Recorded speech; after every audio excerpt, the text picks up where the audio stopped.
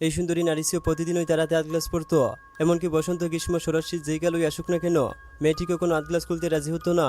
কারণ তার হাতে থাকা ড্রাগন রিং সহজে অন্য কারো কাছে দেওয়া যাবে না, না হলে সেটা মেয়েটির জন্য মারাত্মক বিপদের কারণ হয়ে দাঁড়াবে। আসলে এই ড্রাগন রিংটি মেয়েটির স্বামী তাকে উপহার দিয়েছিল, কারণ তার স্বামী নিজেই ড্রাগন রাজ্যে যোদ্ধা ছিলেন।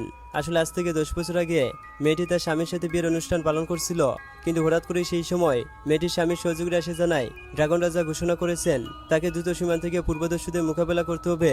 এরপর ওই ছেলেটা জানায়, আমি এখন সাথে সাথে যাত্রা করতে পারবো না, কিন্তু তারপর মেয়েটি বলে দেশের সংকটের জন্য আর ড্রাগন পরিবারের মানবতা রক্ষা করতে তোমাকে অবশ্যই সঙ্গে সঙ্গে যাত্রা শুরু করতে হবে। এরপর লোকটা মেয়েটির কথায় যুদ্ধে যাওয়ার জন্য রাজি হয়ে যায়, কিন্তু যাওয়ার আগে লোকটা নিজের হাতে থাকা ড্রাগন রিংটি খুলে তার স্ত্রীকে দেয় আর সাবধান করে বলে যে এটা অন্য কারোর কাছে দেওয়ার চেষ্টা করবে না। কিন্তু মেয়েটি বলে, আমি ছোটবেলা থেকেই তোমার জন্য প্রতিশ্রুতিবদ্ধ ছিলাম, আর আমি চাই তুমি আমাকে চিরকাল মনে রেখো। কিন্তু তারপর লোকটা যখন মেয়েটির চেহারা দেখতে চায়, তখন ওই মেয়েটি লোকটাকে থামিয়ে দেয় আর বলে, তুমি যখন ফিরে আসবে তখন আমরা আবার নতুন করে বিয়ে করব।